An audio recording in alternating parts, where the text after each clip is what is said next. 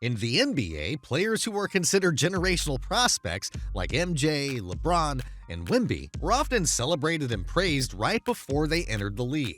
He's the best athlete, he's one of the best competitors, he's one of the most skilled players, and that to me makes him the best basketball player that I've ever seen play. Games on national TV, and what has been the most impressive to me is how he's handled the unprecedented hype. His impact is not just going to be on the court, it's going to be felt all across the landscape of America. I want to ask you a question about wnba, the young player from France. Yeah, my friend, you will be in the league when this kid comes. You have to get ready, eh? Because if you're not ready, this kid's gonna be... He's a problem, huh? Problem. You saw him like he's a... When I say, problem, a big problem.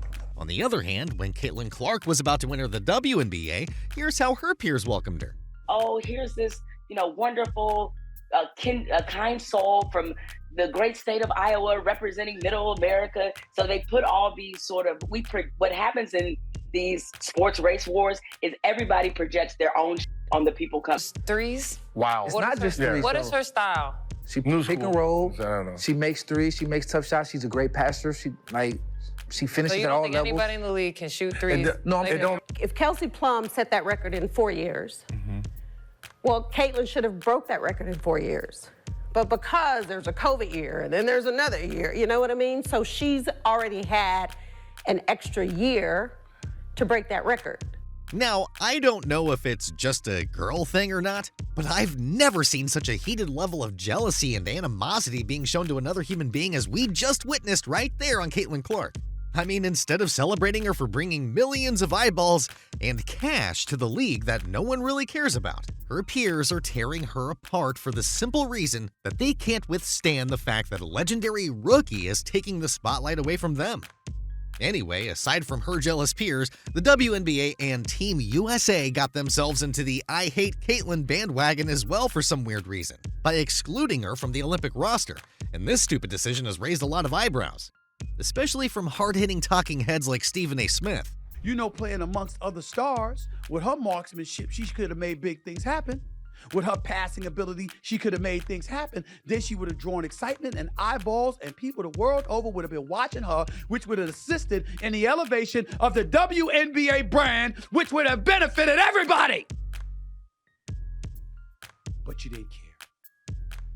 I mean, just to compare, the men's basketball team sent out 12 of the biggest names in the NBA today, headlined by the likes of Steph, KD, and LeBron. And the fact the WNBA didn't even bother to include the biggest star, not just in their league, but in women's basketball as a whole, really speaks volumes on how they're really trying hard to put Caitlyn down.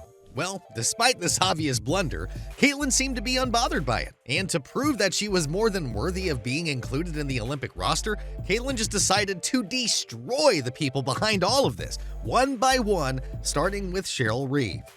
See, aside from being the head coach of the Minnesota Lynx, she is also in charge of calling the shots for Team USA. And when the media asked her why Caitlyn was not selected to be a part of the Olympic roster, she rips them apart because they were asking too much about her. And if she's not in a hostile mood, she would just dodge the bullets as if she's Neo from The Matrix.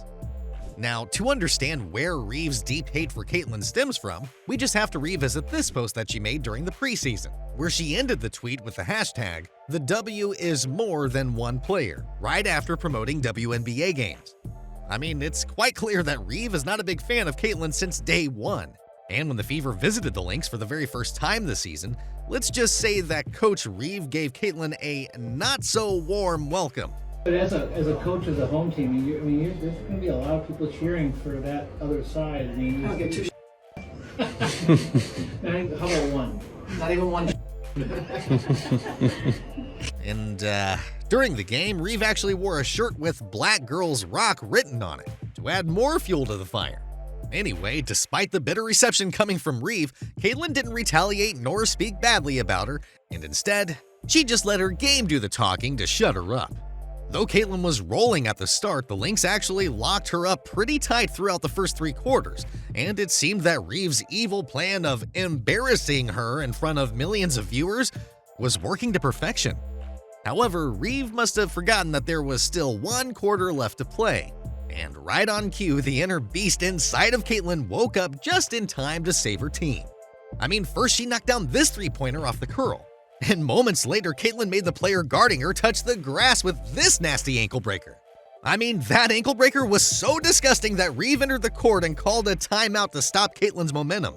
Anyway, the game actually went down to the wire, and when the Fever needed a bucket, Caitlyn delivered a nice dime to Aaliyah Boston, who then scored the crucial 2 points. In the end, the Fever came out on top with Caitlyn dropping 17 points, 10 of which came from the fourth quarter, along with 6 assists. And after that revenge performance, Reeve had no choice but to give Caitlyn her flowers during the postgame. Everybody knows that the reason why our teams around the league are having sellouts are because Caitlyn Clark and the Indiana Fever are coming to town. Angel Reese has impacted their attendance at the Chicago games, I suspect on the road as well. So what the league can do is be ready to capitalize on the moments. But it's much like when we saw Bird and Magic come in the league, right? That the league has been building, for a watershed moment, and we're here, and now you got to take advantage of it. It was indeed a humbling moment for Coach Reeve after Caitlyn put her in her place, but just as we thought that this old bitter lady had learned her lesson, Reeve fired shots at Caitlyn yet again. This time when she faced her in the All-Star game while serving as the coach of Team USA. There was also quite a bit of bitterness coming from Team USA's coach Cheryl Reeves when she was asked pretty much any questions about Caitlyn Clark. And she was asked if there was any second guessing from her on Caitlyn Clark not making the team, and she very just spitefully says no. Doesn't elaborate on it, just says no. For me? Yeah. No. And it's funny to me how even she coached this game, because if you didn't think Caitlyn Clark was the caliber of player that she is, then why would you feel the need to face guard her, to trap her, to defend her like you did? In the All-Star game, if you didn't think that she was that much of a problem and that she very truly shouldn't have been on Team USA. As we all know, Reeve once again wasn't successful embarrassing Caitlyn as Team WNBA schooled Team USA, with Caitlyn dropping 10 assists to set another assist record as a rookie to prove that she deserves a spot on the roster. Now, after proving Coach Reeve, the next on her hit list was Team USA legend Diana Taurasi. See, just like most WNBA players, Taurasi was not buying the hype that had been built around Caitlyn. And right before she entered the league, she gave an ominous warning to her, which went something like this. Look, SVP, reality is coming. Okay.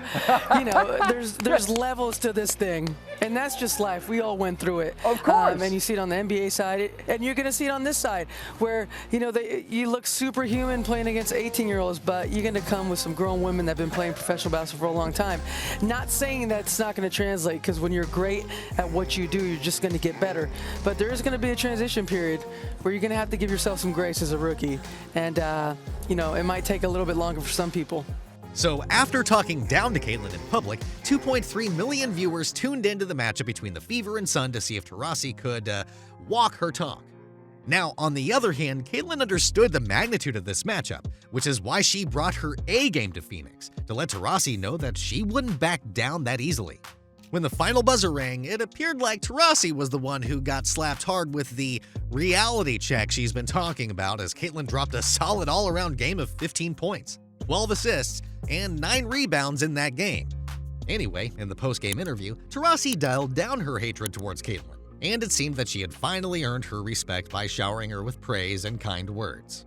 Yeah, it's amazing. What Caitlyn's been able to do in her short career so far has just been nothing short of remarkable. Her future is super bright, and